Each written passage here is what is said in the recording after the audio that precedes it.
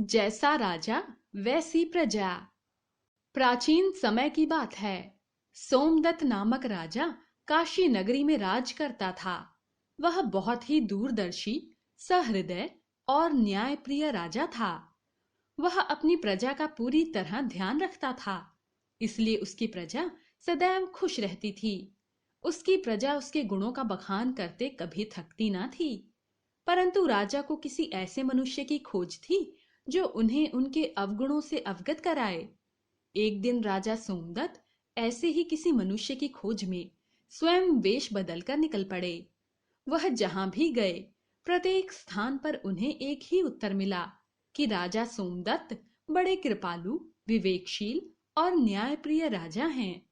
अपनी प्रजा को खुश और संतुष्ट देखकर उन्हें बड़ी खुशी हुई, लेकिन उन्हें अभी तक उनके सवाल का जवाब नहीं मिला था। वह संपूर्ण राज्य में घूमते हुए हिमालय की तरफ निकल पड़े। चलते चलते वे एक आश्रम में पहुंचे। वह आश्रम बोधिसत्व का था। अंदर जाकर राजा सोमदत्त ने बोधिसत्व को सम्मान पूर्वक प्रणाम किया और वह चुपचाप एक तरफ बैठ गए। उन्हें भूख और प्यास भी लगी थी। बोधिसत्व ने उन्हें खाने के लिए कुछ फल दिए और कहा, वत्स, ये फल खाकर जल पी लो। राजा सोमदत्त ने फल खाकर जल पिया। उन्हें वे फल बहुत मीठे और स्वादिष्ट लगे। उन्होंने महात्मा बोधिसत्व से पूछा, भगवान, ये फल इतने मीठे और स्वादिष्ट कैसे हैं? इसका क्या कारण है? राजा की बात सुनकर महात्मा बोधिसत्व धीरे धीरे मुस्कुराए और कहा, वत्स, इस राज्य का राजा बड़ा ही कृपालु है। वह हमेशा धर्म और न्यायपूर्वक राज्य करता है, इसीलिए ये फल इतने मीठे हैं। यदि राजा अन्यायी और क्रूर हो तो जंगल के फल, मधु, शक्कर इत्यादि सभी कड़वे तथा स्वादहीन हो जाएंगे। साथ ही संपूर्ण राष्ट्र भी कमजोर हो जाएगा।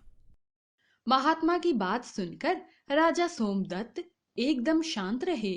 वे वहां से उठकर अपनी राजधानी वापस लौट आए। उन्हें बोधिसत्व की बातों पर भरोसा नहीं हुआ। उन्होंने बोधिसत्व की बातों को परखने का दृढ़ निश्चय किया। अगले दिन से ही राजा अन्याय और अधर्म की राह पर चलने लगा।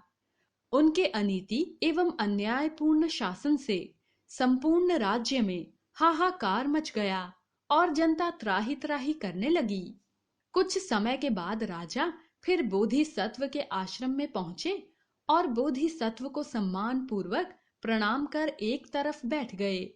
बोधिसत्व ने उन्हें फिर से पके फल खाने को दिए। जैसे ही राजा ने वे फल खाए, उन्हें वे फल स्वादहीन और कड़वे लगे। राजा ने फल थूकते हुए पूछा, भगवान, ये फल इतने स्वादहीन और कड़वे क्यों हैं? बोधिसत्व ने कहा, वत्स, इस राज्य का राजा बड़ा ही अत्याचारी और अन्यायी हो गया है।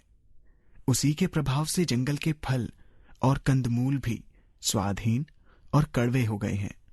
जब राजा धर्म और न्यायपूर्वक राज्य करता था, तब इस जंगल के फल भी स्वादिष्ट और मीठे थे।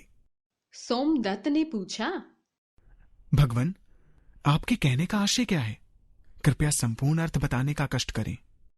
बोधिसत्व बोले, वत्स, क्या आपने कभी गायों के समूह को नदी पार करते हुए देखा है? यदि सबसे आगे चलने वाली गाय अपना रास्ता बदल ले, तो पीछे चलने वाली सभी गौएं भी अपना रास्ता बदल लेती हैं। राजा भी अपने राज्य का सर्वोच्च अधिकारी होता है। यदि राजा गलत व्यवहार करने लगे और अधर्म के रास्ते पर चलने लगे, तो समस्त प्रजा भी उसी रास्ते पर चलने लगती है। पशु, पक्षी, नदी, वृक्ष सभी अपना धर्म छोड़ देते हैं। बोधिसत्व का जवाब सुनकर सोमदत्त की संपूर्ण जिज्ञासा शांत हो गई। फिर उन्होंने बोधिसत्व को अपना परिचय दिया और बताया, हे भगवान, मैं ही इस राज्य का राजा सोमदत्त हूं। मेरे ही कारण फल मीठे और कड़वे हुए। लेकिन अब मैं यह दृढ़ निश्चय करता हूं कि इन कड़वे फलों को पुनः मीठा करूंगा और इन्हें कभी कड़वा नहीं होने दूंगा। अंत में सदैव धर्म और न्यायपूर्वक राज करूंगा।